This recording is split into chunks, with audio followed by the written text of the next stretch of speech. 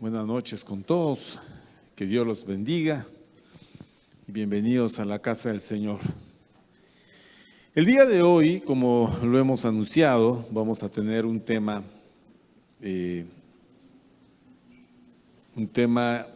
no sé si decir interesante o un tema importante, de hecho que es importante,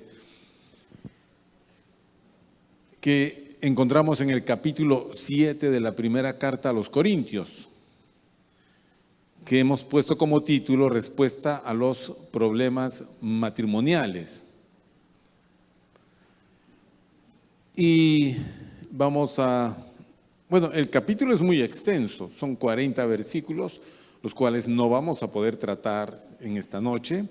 En esta oportunidad solo vamos a llegar hasta el versículo, vamos a ver, hasta el versículo 9.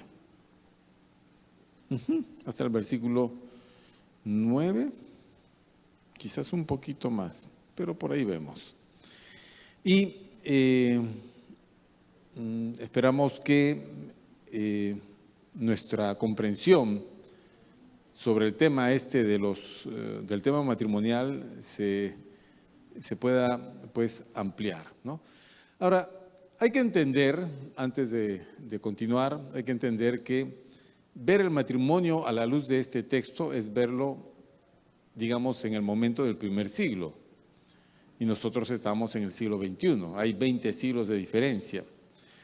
Y eso significa que, aunque el matrimonio quede establecido en las bases que el Señor determinó, pero la aplicación de ese diseño ha cambiado con los tiempos. Hoy, por ejemplo, vamos a ver, hoy los padres no casan a sus hijos. Por ahí alguno, ¿no? Hace alguna cosa, bueno, en fin. Pero en esos tiempos ninguna joven se podía casar si su padre no establecía el consentimiento y con quién. Y no había el amor romántico como en este tiempo, pues, digamos, domina y determina la unión de las parejas. En aquellos tiempos las uniones estaban determinadas por otras razones y normalmente no eran de parte de los contrayentes, sino de parte de los padres, los cuales establecían con quién uno se iba a casar y cuándo se iba a casar.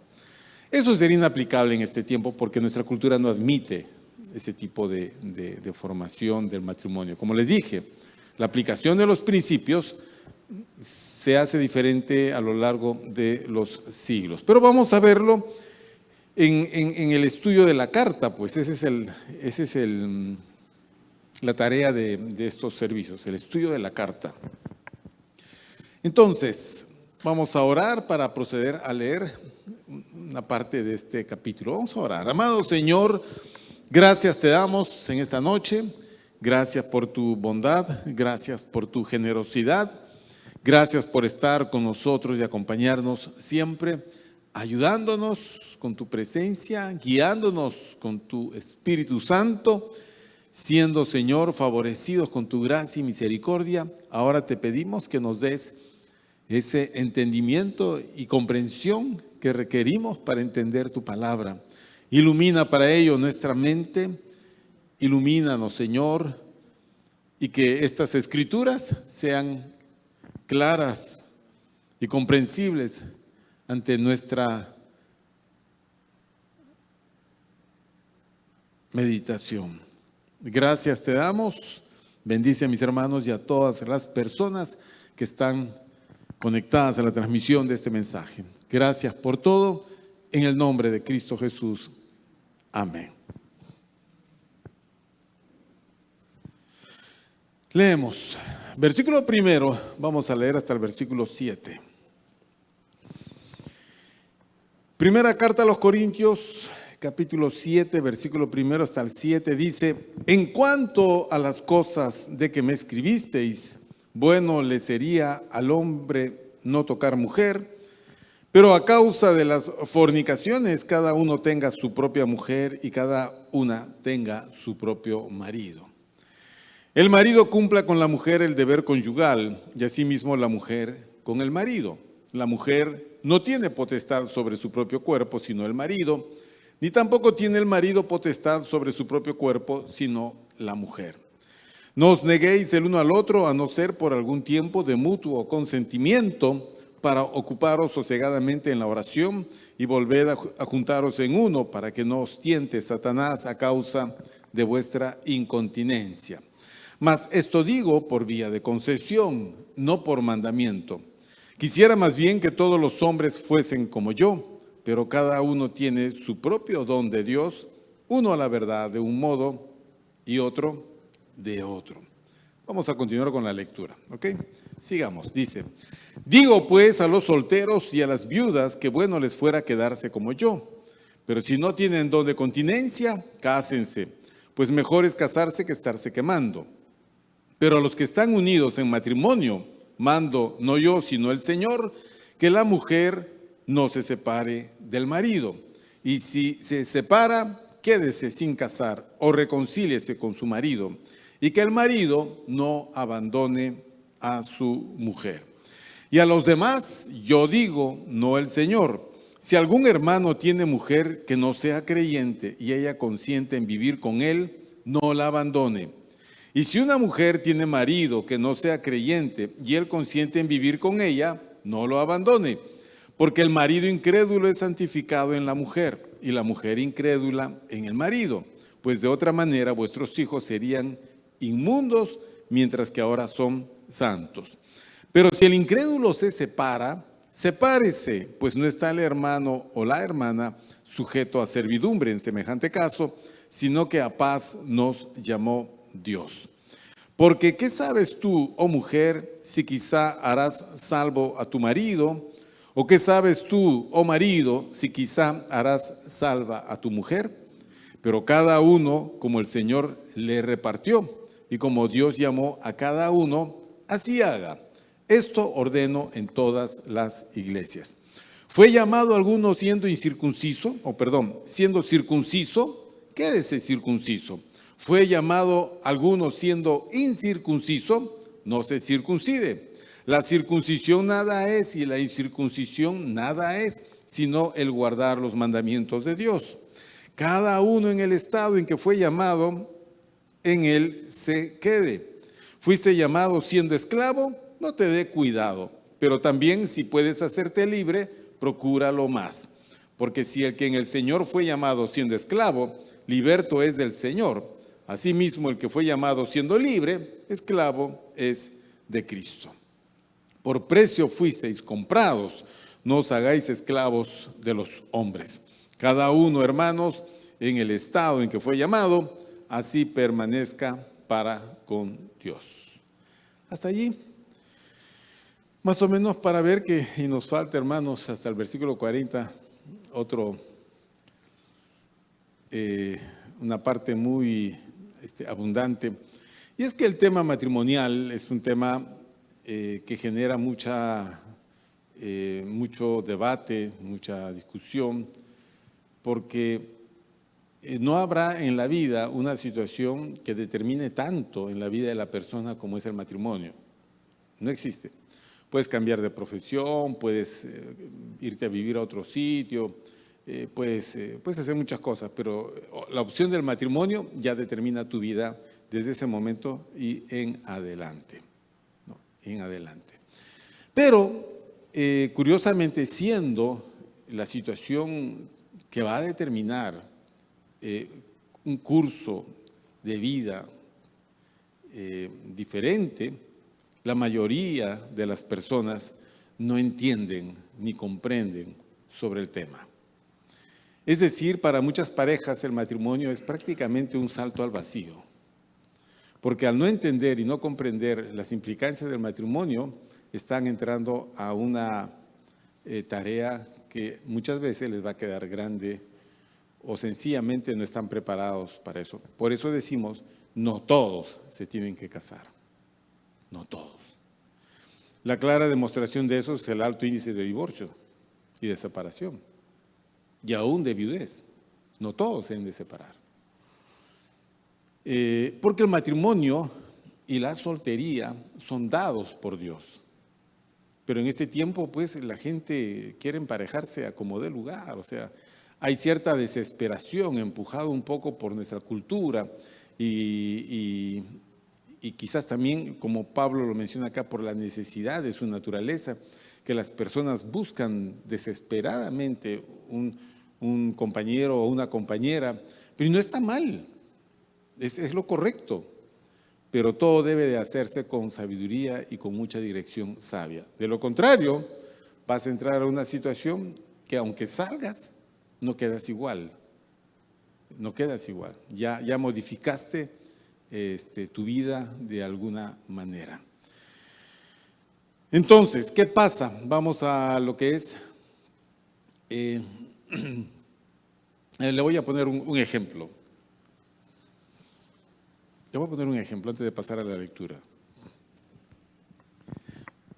Ya, tú caminas por la calle y encuentras una tienda de vehículos, de autos, y te llama la atención porque hoy esas tiendas son pues muy bonitas, muy iluminadas, de grandes vidrios, y tú miras adentro que están los autos. Y justo has visto uno que te llamó la atención. Entonces tú no resistes el deseo de entrar y verlo más de cerca. ¿Ok? Entras a la tienda y te acercas al carro y lo miras. Te alejas, te acercas, miras por la ventana, miras por aquí, miras adelante, miras atrás, miras el costado, y se te acerca el vendedor y empieza digamos, el esfuerzo de él por venderte el carro, y tú empiezas a convencerte que ese es tu carro, el carro con que siempre soñaste. Solo que este carro no es un modelo económico, es un modelo muy caro. Entonces tú le preguntas el precio. Dígame, ¿cuánto es este carrito? Bueno, este carro es un carro que está bordeando los tantos miles de dólares.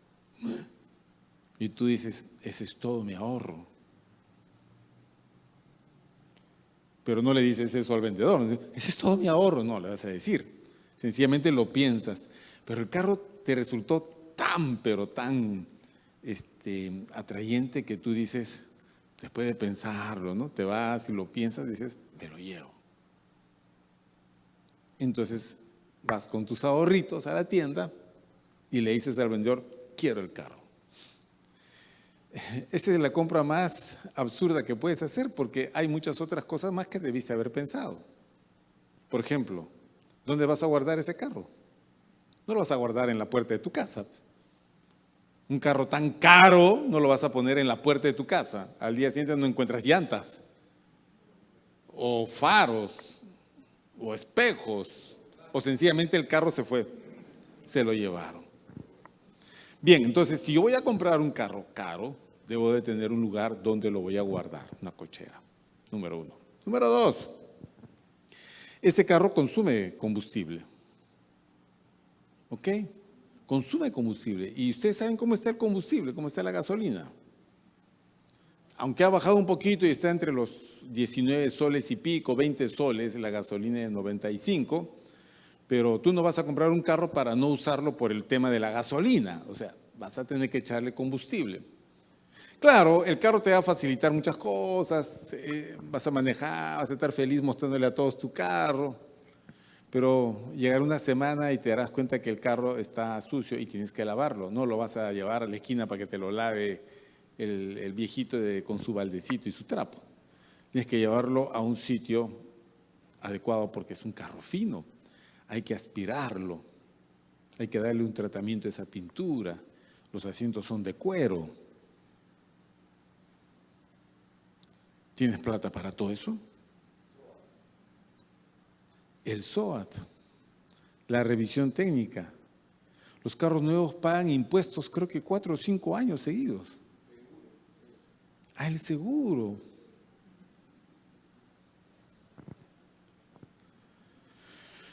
Bueno, cuando los chicos ven a una chica, es como cuando uno ve el carro.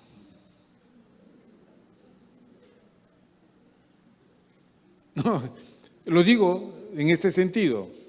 Escúcheme pues, antes de que piense mal. Es que el chico es quien se va a llevar a la chica y debes de tener todo para ella, para que ella pueda tener el lugar donde desarrollar su labor en la vida. ¿No es cierto? Porque tú eres el varón y ella es la mujer. Ambos cumplen roles diferentes en el matrimonio. ¿Okay? Cuando Dios dijo, al crear al hombre, no es bueno que el hombre esté solo, Dios creó el complemento del hombre, que fue una mujer. Es decir, la mujer tiene lo que al hombre le falta por diseño. No es que Dios creó al hombre defectuosamente, no, lo creó para complementar su vida con la presencia de una mujer.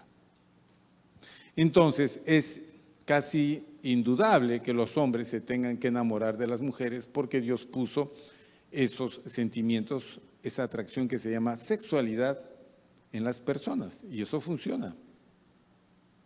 Eso funciona. Y la atracción que se siente es sexual. Entonces, el varón tiene que convencer a esa mujer que vivir con él es sacarse la lotería. Y la mujer va a decir, bueno, pues si tú me vas a sacar de la casa de mi papá, ¿a dónde? ¿A qué casa me vas a llevar? No, fíjate que en la casa de mi vecino, allá arriba, al fondo de la azotea, hay un espacio, voy a armar un cuartito. Yo no voy a ir allá. No voy a salir a casa de mi papá para irme allá arriba. No. ¿A dónde vamos a ir a vivir? ¿De qué vamos a vivir? ¿Cuánto sumamos de presupuesto? ¿Cómo vamos a hacer? Muchas parejas no piensan en eso porque el romanticismo envuelve todo y lo pone en el cuento de hadas de que comieron perdices y fueron felices. Y eso no funciona. Pero si el tema externo y material de presupuestos y lugar donde vivir es todo un tema, el tema es la relación de las personas. ¿Cómo vamos a hacer? Porque el hombre y la mujer son seres diferentes. Por naturaleza, por diseño de Dios, se complementan. Pero mis queridos hermanos, o sea, Adán no tuvo mamá. Eva no tuvo papá o mamá. Ellos no tuvieron hermanos, no fueron al colegio, no tuvieron un barrio. Ellos no atravesaron las crisis de la vida que nosotros hemos atravesado. Ellos fueron creados en la etapa como para encontrar pareja. Y lo único que tenían acá era todo lo que Dios les había mostrado. Pero cuando nosotros vamos a la formación del matrimonio, nosotros llevamos un cúmulo de situaciones que no solamente son ventajas, sino también desventaja y en algunos casos mucha desventaja. Entonces, parece fácil y bonito cuando se enamoran, pero cuando ya se casan es muy difícil. Es muy difícil. ¿Por qué? Porque no hemos entendido algunos aspectos. Nunca nos lo enseñaron. Nuestros padres nunca nos enseñaron. Y en la iglesia muchas veces, si se enseña, la gente no quiere escuchar. No, porque le suena a antimatrimonio, cuando no es antimatrimonio. Miren lo que va a decir Pablo acá, que si puedes quedarte soltero, procúralo. Eso es lo que dice Pablo. Quisiera que todos fuesen como yo. Y Pablo estaba solo. Pero, si te casas, no pecas. Es más, no es bueno que el hombre esté solo. Entonces, ¿a dónde va esta situación? Bueno, siempre hay que interpretar este capítulo a la luz de la carta a los Corintios. Bien. ¿Recuerda usted la semana pasada? ¿Cuál fue el tema de la semana pasada? Interesante. ¿Ah? ¿Cuál fue? ¿Se acuerdan ustedes? Capítulo 6. ¿Ah? Hablamos acerca de qué. La primera parte era los litigios. ¿Y la segunda parte de qué era? La inmoralidad. ¿No es cierto? ¿No sabéis que los injustos no heredarán el reino de los cielos? No erréis ni los fornicarios, ni los idólatras, ni los adúlteros, ni los afeminados, ni los que se echan con varones, ni los ladrones, ni los avaros, ni los borrachos, ni los maldicientes, ni los estafadores heredarán el reino de los cielos. Bien, Pablo tiene que batallar contra un gran problema en la iglesia de Corinto, que es la inmoralidad en todo aspecto de la vida. Y la sexualidad en el matrimonio es una de ellas. Lo social también es otro problema en la iglesia. Lo religioso es otro problema. Esto a razón de que la gente de Corinto era gente muy inmoral. Y la inmoralidad de su estilo de vida, cuando se convirtió, lo introdujo a la iglesia. O sea, tú y yo somos lo que hemos sido antes de venir a Cristo. Solo que algunas cosas, algunos han cambiado más que otros. Algunos se han quedado medio intactos y siguen siendo un problema en la iglesia. Otros no, otros han dejado muchas cosas y son una bendición en la iglesia. Pero no dejamos todo. Siempre traemos las cosas del mundo que hemos vivido, hemos disfrutado o hemos sufrido. Nuestra cultura, nuestra crianza. No todas las familias crían igual, no todos los padres crían igual. Hay hogares sumamente disfuncionales y muchos de nosotros hemos sido resultado de ese hogar. Imagínense el tremendo problema que llevamos dentro. No parece, pues, pero así somos. Entonces la iglesia queda de alguna manera influenciada por esas situaciones. La iglesia de Corinto estaba muy influenciada por la inmoralidad de la gente. Entonces, algunos hermanos, por influencias X, Y y Z, determinaron que como la sexualidad es un problema, porque la sexualidad es lo que empuja a la inmoralidad, decían ellos, entonces lo mejor es no tener ningún tipo de relación íntima con nadie, no tocar mujer. Y le envían esto a Pablo, una carta diciendo, hermano Pablo, acá en la iglesia, esto es lo que están enseñando. Que bueno le sería al hombre no tocar mujer. Entonces Pablo, cuando recibe la carta, él entiende la situación que está pasando en Corinto. Entonces va a corregir esos conceptos hablando sobre el matrimonio y otras cosas más en este capítulo 7. Por eso en el versículo primero, una traducción un poco complicada de nuestra Biblia Reina Valera, versículo primero del capítulo 7 dice, en cuanto a las cosas que me escribisteis, él había recibido una carta. ¿Y qué cosa le preguntaron? Que sería bueno al hombre no tocar mujer. Así debería de traducirse. Pero nuestro texto lo traduce un poco diferente, como que Pablo afirmaba de que no se debería tocar mujer, y eso está en contra de la enseñanza bíblica, porque Dios mismo creó al hombre con esa necesidad. O sea, Dios no puede enseñar algo que Él ha autorizado.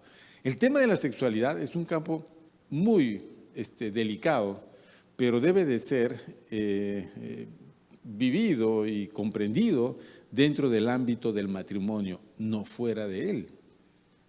Pero nuestro mundo lo que ha hecho es el mundo ha sacado la sexualidad del matrimonio, entonces lo ha sacado de su contexto.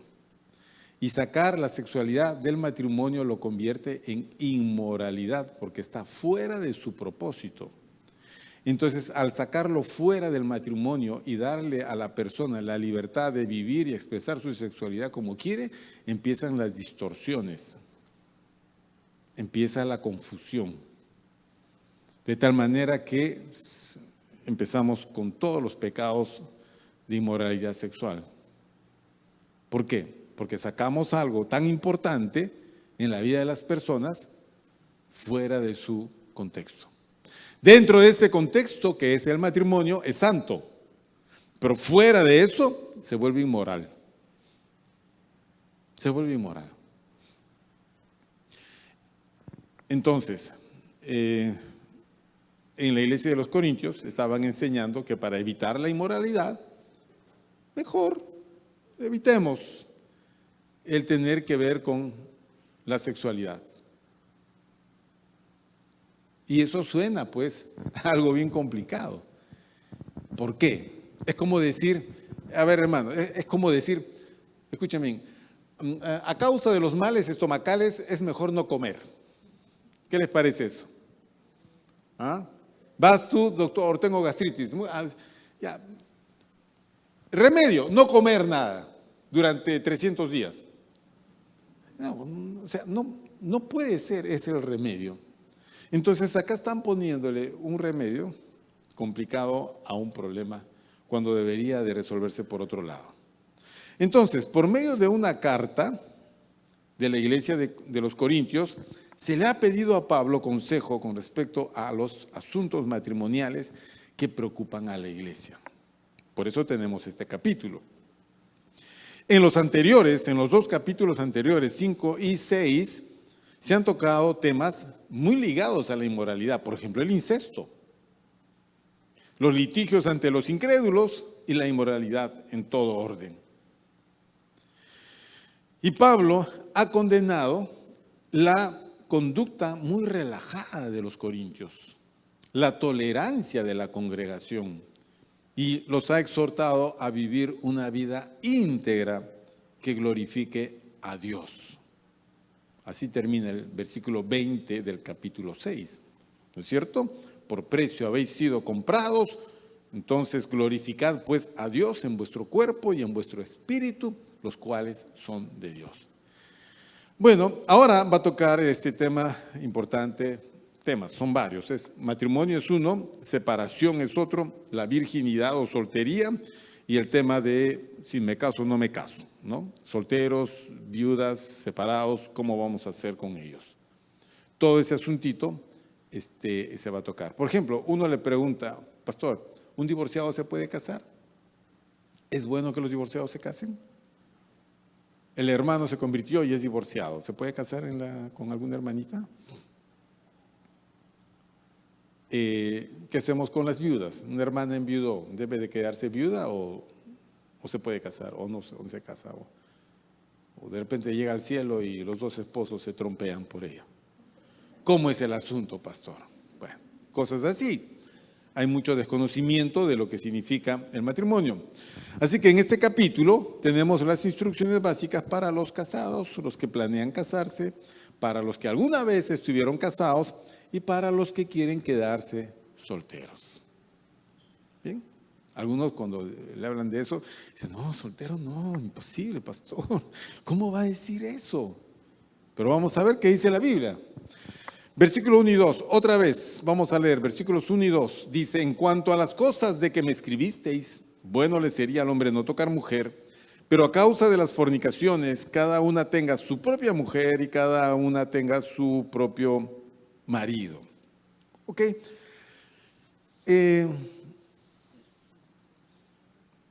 A través de estas respuestas, porque Pablo está respondiendo en el versículo 2, nosotros podemos un poco como construir la pregunta que le hicieron. ¿Es bueno casarse? Eso es prácticamente lo que le preguntan a Pablo. Entonces, la Biblia enseña, y eso es lo que afirmamos hace un momento, lo que Dios dijo, que no es bueno que el hombre esté solo. Pablo nunca enseñó, como algunos piensan, basado en esta traducción de la Reina Valera, de que él está en contra del matrimonio. Bueno le sería al hombre no tocar mujer. Pablo no está afirmando que el matrimonio sea malo. Porque si él tuviese esa postura, entonces estaría en contra de lo que Dios creó. Dios creó la sexualidad para la procreación y para la intimidad de la pareja. Ok. Pablo no va a enseñar algo que Dios estableció, en contra de lo que Dios estableció. Entonces, Pablo va a empezar a explicar. Hay que entender, no se sabe, no hay en el libro de Hechos de los Apóstoles un versículo que nos diga que Pablo estaba casado. Se infiere de que Pablo fue casado, pero en el momento en que él escribe, él está en su ministerio apostólico, no encontramos a Pablo casado, lo encontramos soltero. Entonces, pudo haber sucedido dos cosas. Una de ellas es que él haya enviudado y la otra es que su esposa no dio el paso al cristianismo, sino que se quedó en el judaísmo y repudió y se separó. Porque una de las causales de divorcio consentido para la mujer es que ella acuse a su marido de hereje. Entonces le dan el divorcio. El asunto es que Pablo no opta por el matrimonio. Él tenía el derecho de casarse, porque él así lo dice después, y de tener una hermana por compañera, por esposa, como hacen Pedro y los otros apóstoles. Pero él prefirió renunciar a ese derecho. Entonces, ¿cómo está Pablo en este momento? Soltero. ¿Ok? Él está soltero. Por otro lado, Pablo tiene pues un alto concepto de la vida matrimonial. Él conoce perfectamente el ámbito matrimonial, por eso se entiende de que él ha estado casado. Y como judío, él ha sido enseñado que los judíos deberían de casarse sí o sí. Entre los judíos, la soltería no era bien vista, más bien se le enseñaba a los judíos a casarse, formar familias y tener hijos. Pablo en el judaísmo, él fue un rabí, un fariseo, maestro de la ley. Se exigía que los rabís fuesen casados. Por eso siempre se entiende de que Pablo fue un hombre casado, pero que en este momento él está solo. Entonces, Pablo no defiende la soltería a como algunos suponen, en el sentido de que es malo el matrimonio. No, de ninguna manera. ¿A qué se refiere el versículo primero? Entonces se refiere a que un grupo de hermanos de la iglesia, al oponerse a la inmoralidad prevaleciente en la ciudad, promovieron el argumento del celibato, el quedarse solteros. Argumento como norma para todos los creyentes. Hermanos, no matrimonio. No nos metamos en ese tema. Ellos enseñaban así en la iglesia, que no tuviesen ningún tipo de relación sexual. Esto implicaría que ellos afirmaban que a Dios le agrada el celibato, porque si ellos son los maestros de la iglesia y están enseñando esto, entonces esto es lo que Dios quiere para nosotros. ¿Qué cosa? El celibato, hermanos. Nadie se case, hoy no casamos a nadie, nada de parejitas, ¿ok? Nada de nada, todos separados, porque es malo. Ya, eso está en contra de lo que la Biblia enseña. Entonces, la enseñanza bíblica no dice que estar soltero es mejor que estar casado. No lo dice. No hay forma de justificar por la Biblia de que es mejor que la gente se quede soltera. Pablo no habla mal del matrimonio ni lo desacredita. Lo que Pablo enseña es que el matrimonio es institución divina. Y le dice, por ejemplo, a su discípulo Timoteo que tenga cuidado con algunos herejes que están enseñando a la gente a no casarse. Es decir, este temita de prohibir a la gente casarse ya viene a ser parte de la herejía del primer siglo. Hay algunos hermanos que en nuestro tiempo tienen conceptos que, si bien es cierto, no son formulados de forma religiosa, o sea, no son herejes, pero tú le preguntas, yo he preguntado a algunos, oye hermano, y una pregunta, ¿tú cuándo te vas a casar? ¿Por qué te casas?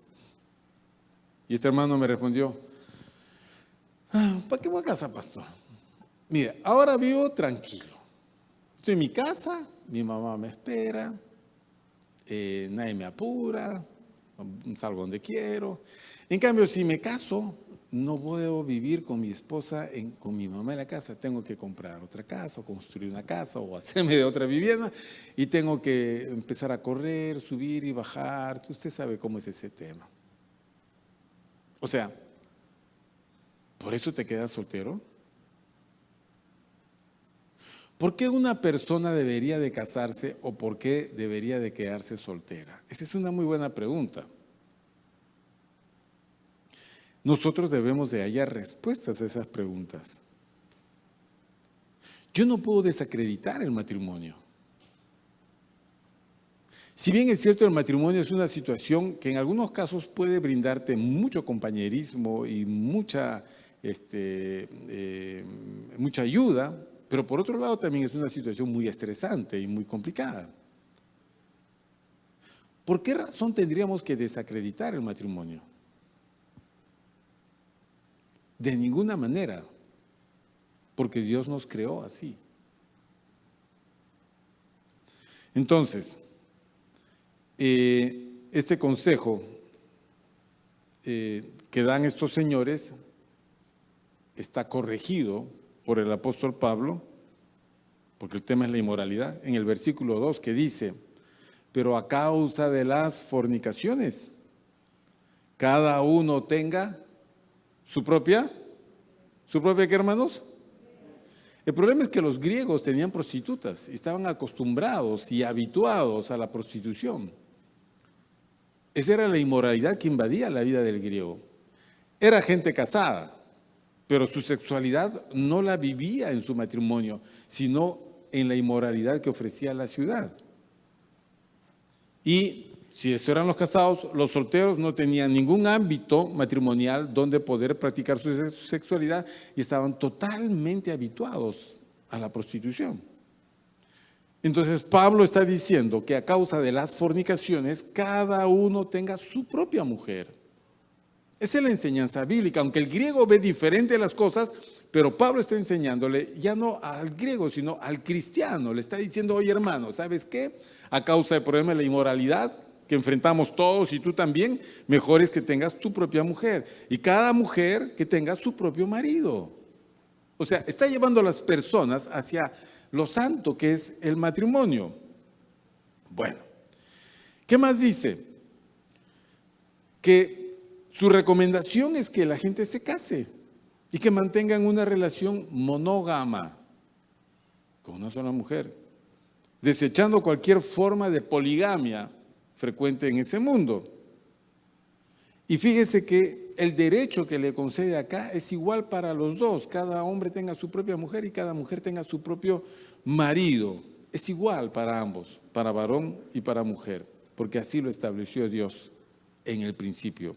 Varón y hembra los creó Dios. El mismo derecho para ambos. Entonces, es el mismo derecho para un varón como para una mujer el tener un esposo, una esposa. La situación en Corinto hacía que permanecer solteros lo exponía a uno inevitablemente a la inmoralidad, y el matrimonio defendería a la persona de la tentación. Pues si la situación fuese otra, podrían permanecer solteros. Es decir, si no estoy expuesto a la inmoralidad, yo podría mantenerme soltero siempre y cuando pueda desarrollar mi vida de soltero. Okay. Eso no significa que el matrimonio es la cura para la inmoralidad, sino que es solo una medida preventiva contra la inmoralidad. Ese es el gran problema que tenemos, por ejemplo, en la Iglesia Católica: obligar a los sacerdotes al celibato. Ustedes saben en qué termina eso.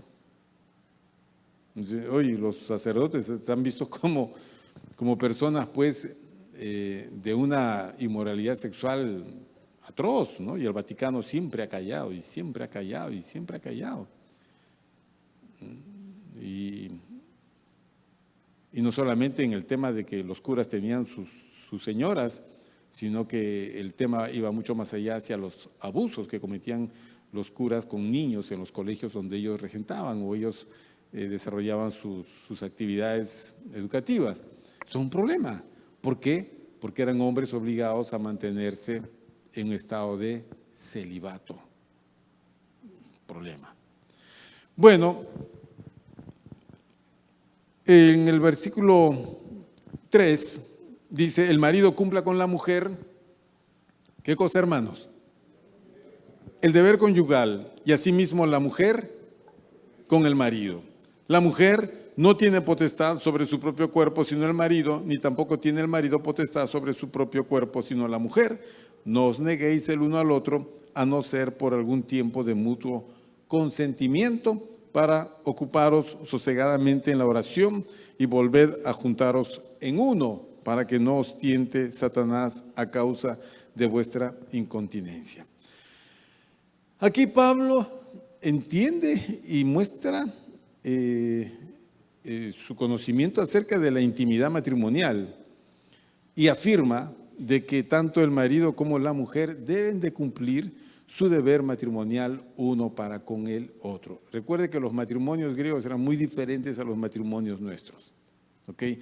Los griegos se casaban solo para tener hijos, si no, no se casaban. Solo para tener hijos.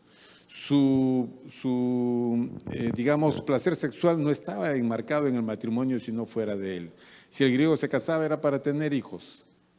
Entonces, una vez que la mujer estaba embarazada, él terminaba con toda relación con ella y él llevaba su vida de intimidad con otras mujeres. ¿Qué hacía la casada? La casada solo criaba al hijo, cuidaba la casa y era todo. No eran educadas, no tenían vida social, esas mujeres, era solamente del varón. Y Pablo está echando por tierra eso. Le está diciendo que el marido debe de cumplir el deber conyugal. O sea, no debe de desarrollar el matrimonio de esa manera, sino que debe de cumplir con ella tanto como ella debe de cumplir con él. Ninguno de los dos es dueño de su propio cuerpo, sino el otro. Por tanto, no se deben de negar el uno al otro. Bueno, aquí la palabra cumplir, el marido cumpla, y deber, el deber conyugal, cumplir y deber, son palabras que se refieren al pago de una deuda. Lo cual significa que en el matrimonio ya los contrayentes, marido y mujer, tienen una deuda del uno para con el otro. Y en el matrimonio no entra esta práctica del ascetismo.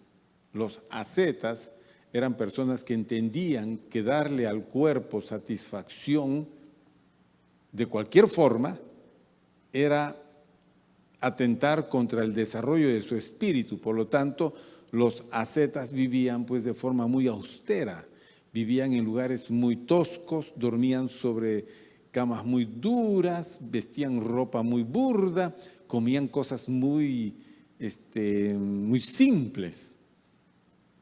Y algo que no incluía en eso, o sea, no entraba, era la sexualidad. Los ascetas no eran hombres casados.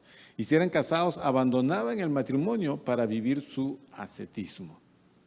Y Pablo está enseñando que en el matrimonio cristiano no entra el ascetismo. O sea, de ninguna manera, ninguno de los dos cónyuges debe de ver que la intimidad sexual es mala o fea o no quiero o no me gusta, tú solo piensas en eso, eres mañoso, o sea, todas las cosas que pasan las parejas. No. Uno tiene que pensar que dentro del matrimonio, te casas, entras al deber conyugal. Debes. Y entraste con deuda y tienes que pagar. ¿Ok? Tanto la mujer como el marido. Entonces, no hay autoridad sobre su propio cuerpo. Eso es lo que dice. La mujer no tiene potestad sobre su propio cuerpo, sino ¿quién?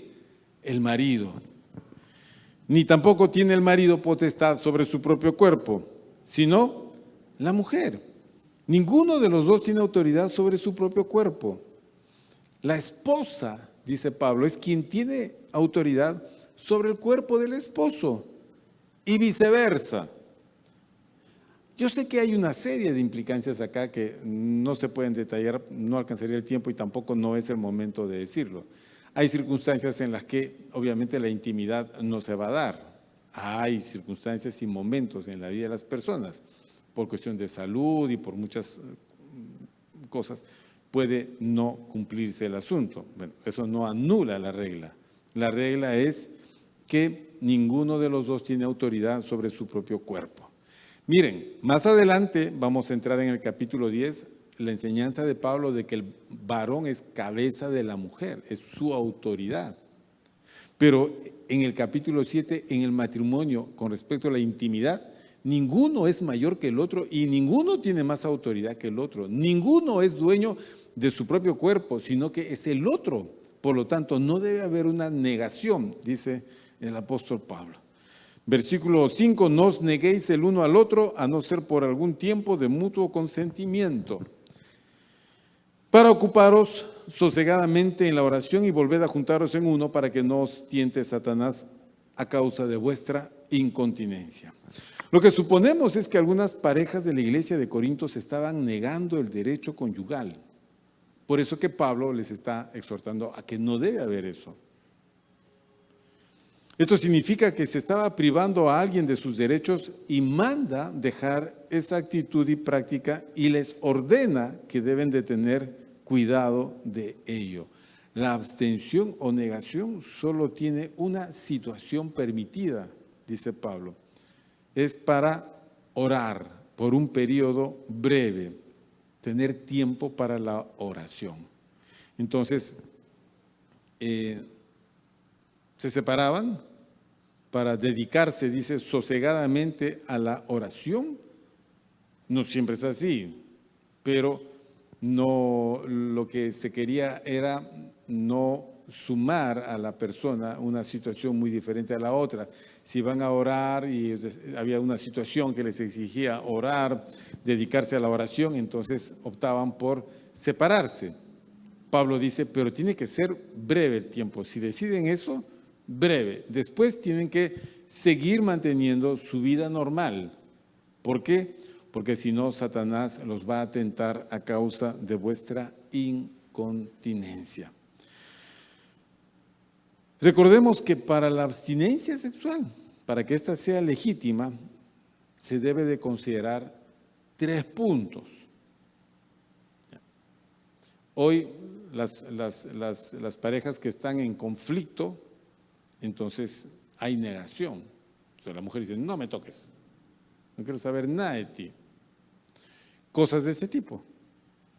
Pero Pablo dice, no, en el matrimonio cristiano, si va a haber separación o abstinencia, debe considerarse bajo 3 puntos. El primero es que ambos deben de estar de acuerdo.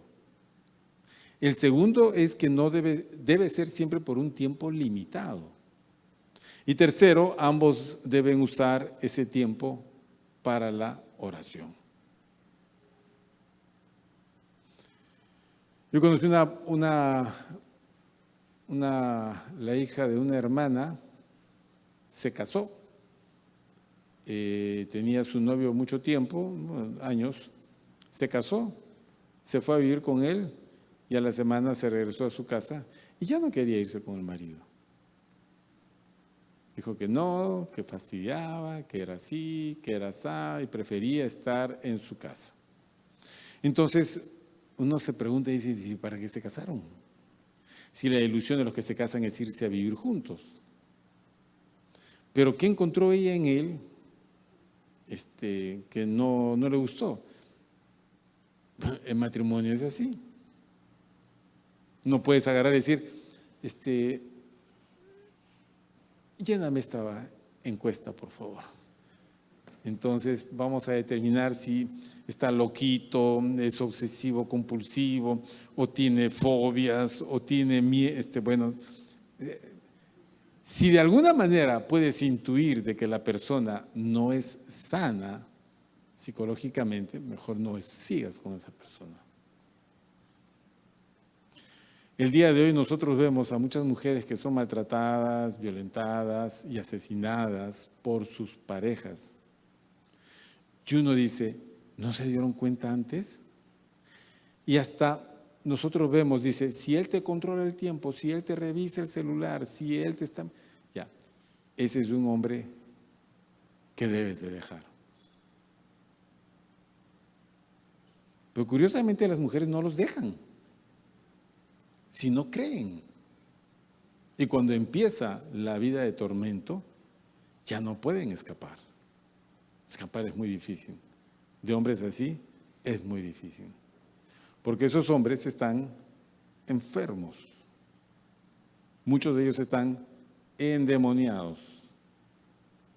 No puedes escapar, porque para que el que dice que te ama agarre un cuchillo y te mate, tiene que estar endemoniado. El apóstol Pablo lo que quiere es que las parejas vivan una vida plena, y la sexualidad es una de ellas. Tiene que funcionar ese aspecto porque permite la procreación, para eso nos creó Dios así, y segundo, el compañerismo. Entonces, no hay que descuidarse, dice Pablo, porque recordemos que Satanás busca sacar provecho de toda debilidad humana y nos tienta en toda área, y en este campo mucho más, pues.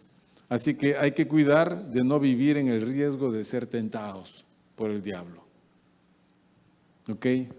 Porque Dios nos dio el don del matrimonio y el regalo de la sexualidad. Son una efectiva protección contra las tentaciones de Satanás y la inmoralidad. Recuerda, Dios creó la sexualidad de la persona y Dios le dio al hombre el matrimonio. En ese ámbito todo es ilícito y conviene. Fuera de ese contexto, de ese ámbito, es el campo en que Satanás va a tentar a la persona. ¿Qué más? Finaliza versículo 6 diciendo: mas esto digo por vía de concesión, no por mandamiento. Quisiera más bien que todos los hombres fuesen como yo, pero cada uno tiene su propio don de Dios, uno a la verdad de un modo y otro de otro. Entonces, Pablo está dando su consejo, ¿ok? Está dando un consejo, pero no está escrito, por lo tanto, él establece un consejo. ¿Cuál es el consejo? El no os neguéis, por ejemplo. Y si se separan, sea por breve tiempo, pero después vuelvan a juntar en uno, porque Satanás los va a tentar. Todo eso es una concesión de Pablo. Pablo no está estableciendo que las parejas se separen necesariamente para que puedan después leer su Biblia y después, no. Pablo no está dando un mandato. En el versículo 7 dice, como hemos leído: quisiera más bien que todos los hombres fuesen como yo. ¿Y cómo era él? Soltero. Él quisiera que todos los hombres fuesen como él, dice. Pero el asunto es que cada uno tiene su propio don de Dios. Uno a la verdad de un modo y otro de otro. Entonces, como dijimos al principio, posiblemente Pablo haya enviudado o la esposa lo abandonó porque no quiso seguir en el evangelio y se quedó en el judaísmo. ¿Cómo haya sido el asunto? No tenemos nosotros nada escrito al respecto. Pero él entiende que su presente soltería es un don de Dios. Es el estado que Dios le concede a él para que él pueda realizar su labor, su ministerio. ¿Ok? Y aparte de eso, afirma que así como a él se le concedió la soltería, a otros se le concede el matrimonio. Cada uno tiene su propio don de Dios. A la verdad, uno de un modo y el otro de otro modo. ¿Qué le quitó Dios? O sea, la soltería que Dios le concedió a Pablo es quitarle la necesidad de un matrimonio. Entonces, si le preguntamos a Pablo: oiga, hermano Pablo, ¿y usted no piensa casarse? Pablo no va a decir: no, porque las mujeres son así, porque las mujeres son así, y además yo no quiero estar así, porque la mujer, porque yo tengo mi hermano que pelea con su mujer todo el tiempo, además mi mamá siempre estuvo gritando. Pablo no va a esas situaciones para decir que por esa razón él no se quiere casar. Pablo diría: mira, hermano, yo casarme con el ministerio que yo desarrollo Yo creo que haría sufrir a una mujer. Yo no tengo una casa segura, yo no tengo un sueldo. Yo vivo con lo que Dios me da cada día. Y si tú te casas y la esposa te dice, amor, hay que pagar la luz, Jehová proveerá mi cielo. No te angusties. Amor, y el colegio de los hijos, Jehová proveerá mi amor. No te preocupes. Ninguna mujer pues te va a soportar eso, ¿no? No, nadie. Tampoco no es manera de que uno lleve la vida, ¿no es cierto? Así esté soltero, puedo estar en mi casa y me van a decir, oye, ¿tú no trabajas? Jehová proveerá. No, no voy a decir eso. Nadie. El trabajo está dado para el hombre. Tenemos que trabajar, sea soltero, sea casado. Pablo está hablando acá de que por alguna razón a él se le concedió la soltería y es para el desarrollo de su ministerio. ¿Usted se imaginaba a Pablo, cuando leemos el libro de Hechos, todas las situaciones que le pasan en aquellas ciudades a donde él llega, donde la gente se puso violenta con él, hasta lo apedrearon, a él lo han flagelado, él ha naufragado, él ha sido sacado apresuradamente de aquellas ciudades? ¿Se imaginan a Pablo con señores y todo sufriendo este tipo de cosas? Porque estas cosas se sufren. El ministerio cristiano siempre trae penalidades. Entonces Pablo decidió no optar por un matrimonio, pero para ello Dios le concede esa capacidad de poder contener sus deseos. Se llama continencia. Ese es su don. En cambio, el que se casa, si bien es cierto, no tiene el don de continencia, debe de casarse en el Señor. Su don es, cásate hermano, que Dios te conceda un matrimonio bonito y feliz. Ya, pero ¿y eso cómo es, pastor? Ah, bueno, échate a buscar. No es sencillo, no es fácil. Tienes que conocer a alguien, tienes que tener amistad con esa persona, hasta enamorarte y después todavía conocer muchos aspectos y luego estar preparado para acercarte y ofrecer algo. Tiene que ser en la edad adecuada, en el momento adecuado. Recuerda que te casas también con la familia de esa persona. Recuerda que van a unir muchas cosas y recuerda que esa unión es para toda la vida. Anticipar una separación es todo un problema. Entonces la decisión tiene que ser bien tomada. Ese es tu don. El matrimonio es un don de Dios. Entonces, ¿qué hacen los solteros? Tienen que pedir al Señor, Señor, necesito una esposa. Así como le pides un trabajo, tienes que pedirle mucho más una esposa. No te enamores de la primera persona que veas, porque no existe el amor a primera vista. No existe. Además, eso no es amor. Eso es atracción a primera vista.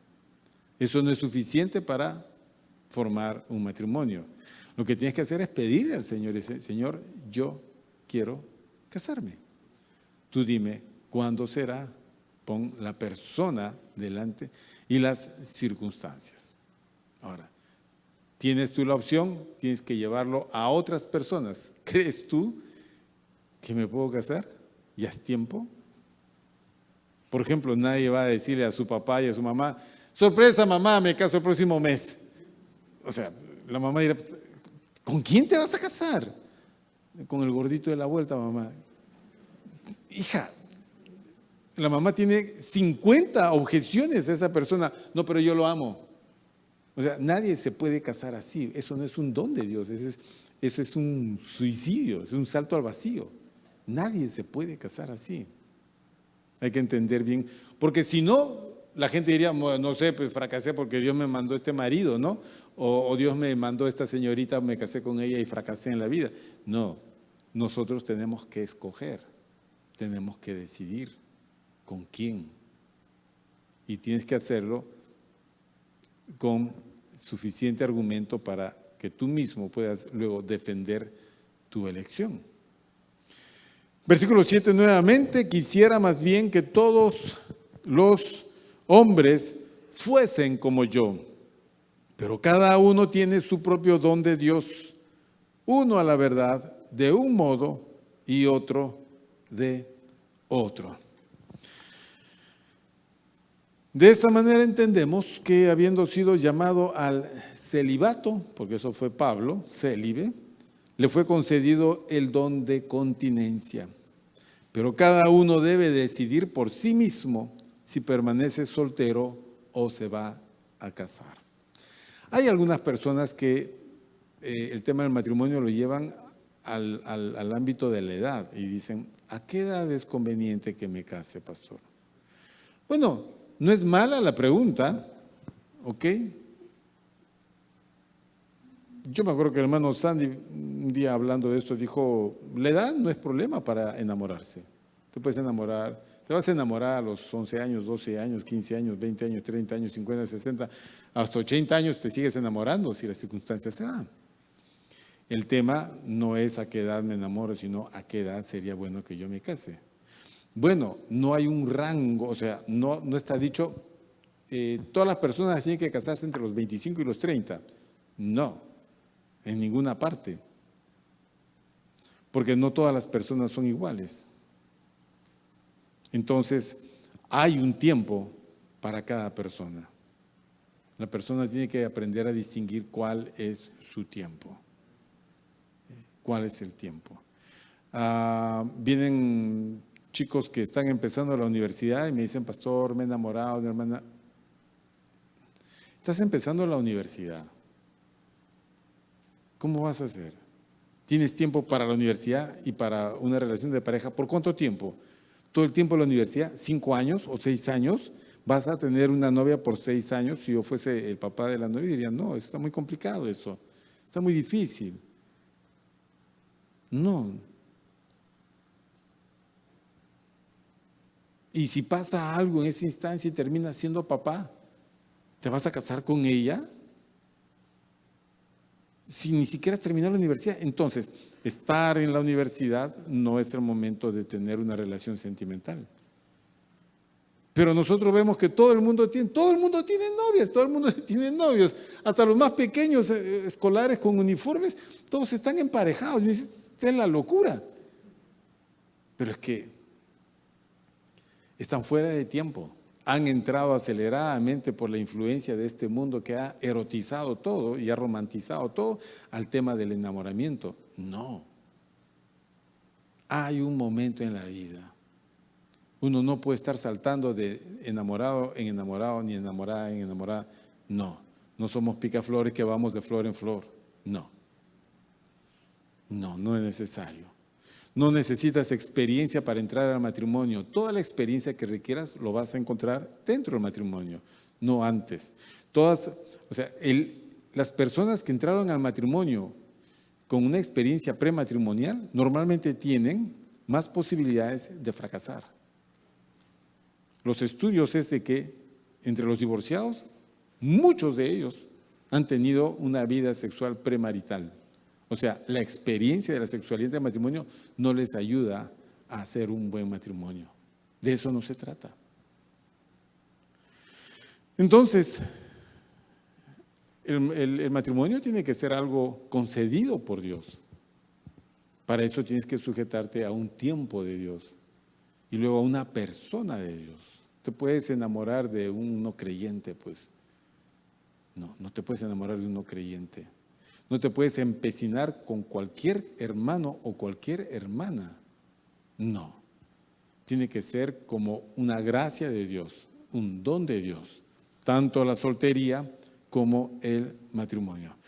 Con todo, Pablo apoya el matrimonio, anima a la gente a casarse y enseña que el matrimonio llena las necesidades que Dios ha creado en el ser humano.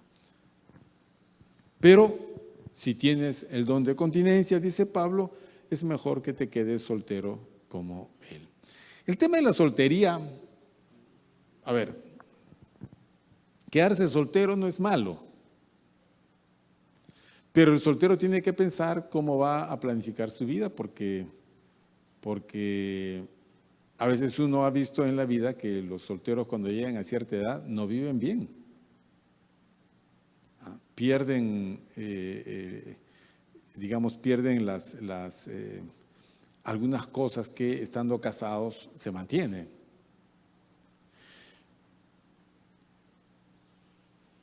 Normalmente los solteros, especialmente varones, cuando han estado solteros toda su vida así, y luego llegan a cierta edad de la ancianidad, están solos, abandonados, ¿no? Están por aquí y por allá.